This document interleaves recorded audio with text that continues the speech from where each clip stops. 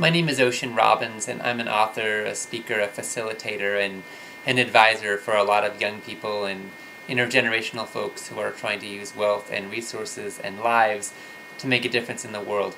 My grandfather founded Baskin-Robbins Ice Cream Company, and my dad was groomed to one day join in the family company. He grew up with an ice cream cone-shaped swimming pool in the backyard and lots of ice cream in the family freezer.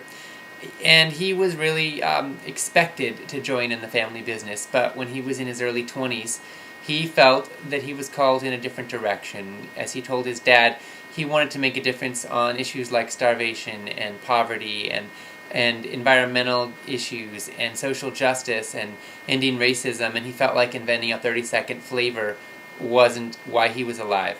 So he ended up moving away from the company and from any access to the family wealth to move with my mom to a little island off the coast of Canada, where they built a one-room log cabin, grew most of their own food, and lived on less than $500 a year, which was kind of a pendulum swing from a class perspective, as you might imagine.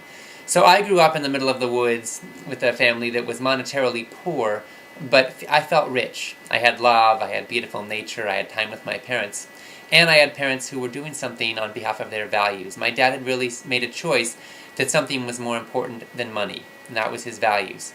And then he ended up moving, we all moved to California, where my dad became a best-selling author. He wrote a book called Diet for a New America, which inspired millions of people to look at their food choices as a chance to make a difference. The media called him the rebel without a cone. So I found myself coming of age with a dad who was a household name, who was on all the national talk shows, and who was making a difference in the world.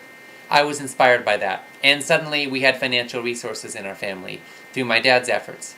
And so I've, throughout my life, been exploring through these different class contexts, what does it mean to have privilege, what does it mean to have opportunity, and how do we use the resources and opportunities of our lives to make a difference.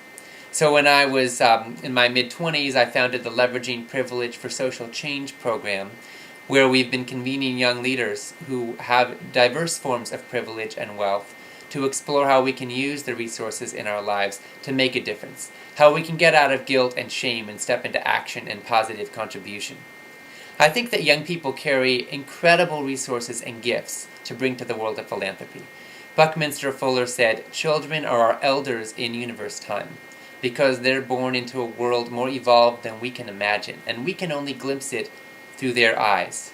So it's my belief that young people in particular carry the seeds of possibility and hope and actually some kind of historical imperative to step into leadership on behalf of what the future demands.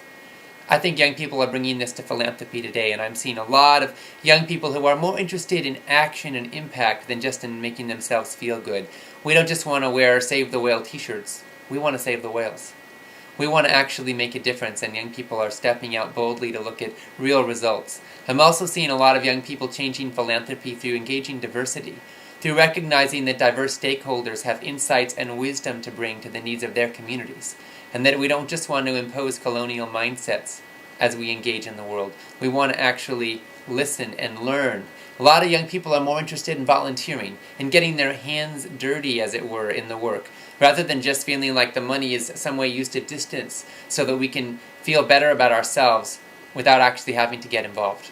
We're getting involved, we're getting engaged, and I think that gives me a lot of hope.